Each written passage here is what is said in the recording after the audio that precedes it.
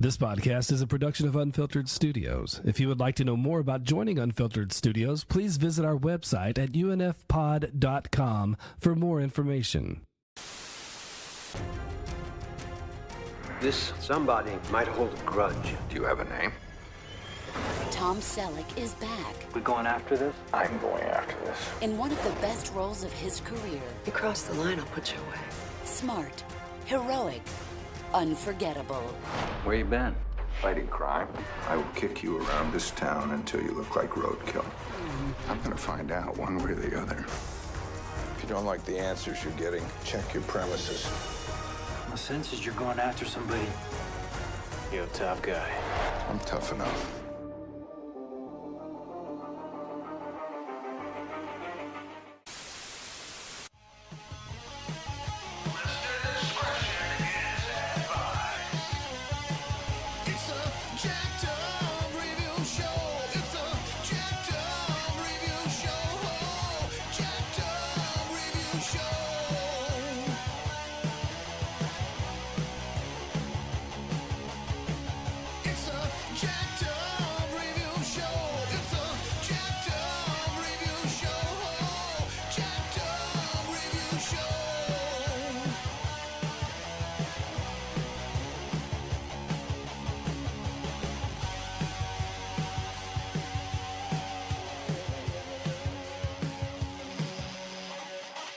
Welcome all. I'm back in action here for another takedown summary of just beloved, just cult movies and TV shows. I love just summing up something you might have heard of, but not know what it was about. And I'm pretty cultured. My parents always just had me checking out different movie and TV franchises, and I kind of just took it from there. I just was very cultured, I was watching PBS with my grandmother. I was reading some of the same books my siblings had read. I played video games. I got into comics, especially ones based on movies, and just always admired just different actors, different genres, and it didn't have to be award-winning every time, but I just loved how there was just so many different TV movies, and let alone TV shows, miniseries. And in this case, what we're talking about tonight is a series of TV movies. So yeah, I ate these up. I loved them.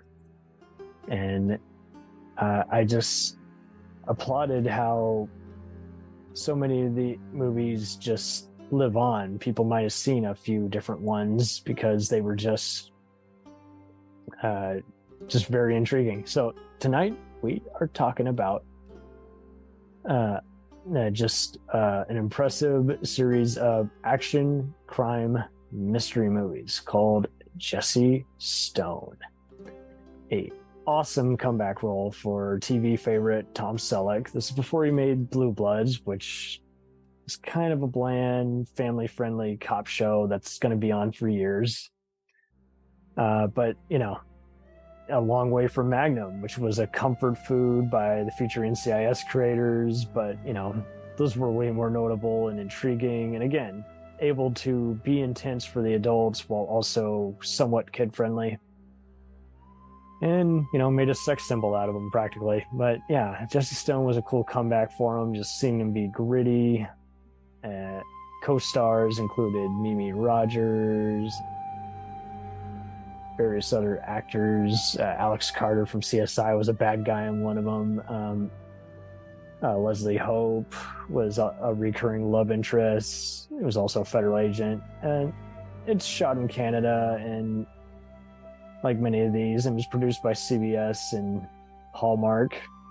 Critics weren't really crazy about it, but all the various book clubs and movie and TV review sites dug it. And what can I say? Robert Mandel of FX fame did a good slam bang job with the first movie. That was just a very creepy serial killer. And it's very much as close as you're going to get to a US equivalent of, Cracker or Helen Mirren's Prime Suspect. I use those as references just because those are just perfect. Those were the ones that kind of started the show in the 90s. by the 80s, both US and UK TV was having serialized TV that was edgy and oversaturated by the time it got to the 2000s. But all 9 of these movies, what they do so well is just making the character go on a journey. The setting is very cool. It talks about an Arizona and California raised cop, and he's in a small town of Paradise, Massachusetts, based on the actual real life town of Marblehead. And he becomes the chief of police while getting over drinking and affairs. And it was really only based on 9 different books, but they kind of went their own way with it. Later on, the character appears in other stuff by other authors, but yeah, Robert B. Parker was better known for his books that became TV, movies, and TV show adaptations, various versions of Spencer for Hire. Yeah, that's right, the Private Eye show. And it falls, I think what this does slightly better is he's not a cool cop like Kojak, and nothing wrong with that. I love Kojak, but he's more of a just get his shit together, keep everyone in line, get himself in line. And sometimes he can't do both. Sometimes he's just very cranky or just very troubled or in a love triangle with some other mysterious people who've come through town. And the captain is played by Stephen McHattie, who's been a big bad in so many different movies and shows.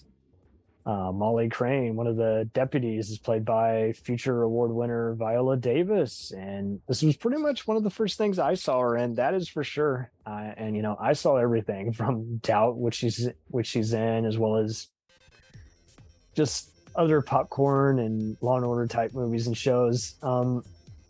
Jesse's dog is played by different dog actors, and that gives him some characters. Who doesn't love a good old dog? And various personas and colorful casino owners and criminals are awesome. The doctor who checks on Jesse once in a while and who's kind of his best friend is played by TV favorite William Devane, who you're going to know from everything: West Wing, Stargate, Knots Landing, 24. And yeah, Kathy Baker does good in her supporting role. William Sadler's another guy supporting baddie, if I recall correctly. When is he not? I know he's not always, but for the most part he is. There's plenty of other intriguing characters. The last 2 movies didn't really blow me away, but I think it's because so much time had passed. Like, they were producing them on a yearly basis, like from 2006 to 2010 to 2011, and then kind of took I lost track somehow by 2012, and then 2015 they produced the 9th and final movie. But I've heard talks that they'll kind of keep continuing these. The reason they didn't keep up with it, I think, was just CBS abandoned their Saturday night, movie format due to low ratings. But these were pretty well rated. I do see them re-show on Hallmark once in a while. The first movie is rated R for DVD release, but I didn't see anything that you couldn't show a teenager. And just people getting up out of bed after having had a one-night stand, and some blood at a crime scene, but nothing you wouldn't again see on CSI or even a PBS British show. So I don't know what they're talking about. I think it was just the motion picture. So the MPAA just likes to be a cock blocker. Yeah, but so many of the recurring characters, it's kind of like any good detective stuff. Everyone profiles each other and brings out their truths, and that complements the otherwise already gritty mysteries. Stephen Baldwin was a bad guy in one of these, and that didn't sit well with me, but fortunately he doesn't speak all that much, and he dies a wonderful death. So not too many actors who are off color here. Krista Allen, B-movie softcore favorite, was kind of a showgirl in one of these, but she was playing a character played by another actress previously. Saul Rubinek from Frasier and Warehouse 13 was also good on here, and he was another rascal. And I think, much like typical Tom Selleck, he just does good at just doing a mixture of profiling and just all these movies pretty much in the same damn way, where he's in trouble, but his teammates show up and save him. Or he gets beat up by the bad guys, but then traps them in something, and then there's a big pistol or shotgun shootout. So, but just the music is really complimentary of just the Massachusetts tone. It gives that scenic flavor that it needs.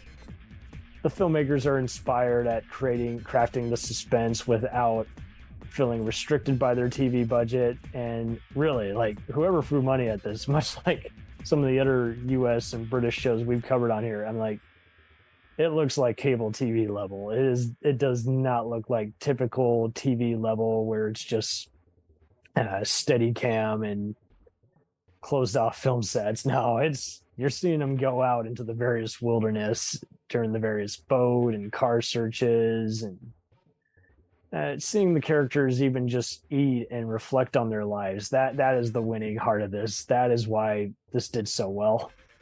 And kudos to them. I mean, it's not easy for everyone to adapt a book and make it theatrical, let alone cinematic in any kind of capacity. But this is, if you're going to do examples, before we had stuff like Bosch, this would be a perfect example. In fact, this might be a good companion piece if you're a fan of that show or its books as well.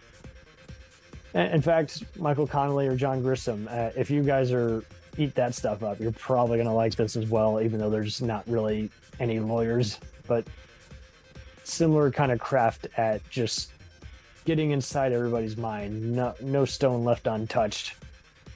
And yeah, you'll probably dig it. I definitely did. I recommend all 9 movies. Again, not as crazy about those last 2. I don't think they were running out of steam. It's just a lot of time had passed, so I don't know why they waited as long as they did. But definitely recommended. And altogether, just very intriguing. And if you guys want to, please leave a review. Please let us know how we're doing, what we're not doing well. We only get better if you leave your 2 cents, much like these movie reviews. We strive for perfection. So hope we could entertain you on this episode, and you guys have a wonderful rest of the day. We'll return after these messages. If you like small-town mystery, crazy news, and wild history, then the Florida Men on Florida Man podcast is for you. Each week, Josh Mills and Wayne McCarty bring you the absolute best Florida has to offer. So if you're looking for a show that's safe for the family, but funny enough to help you escape everyday life, then listen to the Florida Men on Florida Man podcast. That's Florida Men, plural, on Florida Man podcast. Hey, it's Brent Pope, the host of Breakfast with Brent Pope. You've seen me on some of your favorite TV shows saying things like, "Give it up, Jimmy. You got to sink this putt to win." On Breakfast with Brent Pope, I sit down with guests from the entertainment world, and we do it all over breakfast. Or should I say Brentfast? Every week on Brentfast, you get inside Hollywood info and tips, great breakfast wrecks and foodie debates. Most of all, you get the most delightful 30 minutes of your week. So dig in. It's Brentfast time. Listen at Brentfast.com, Apple Podcasts, or wherever fine podcasts are found.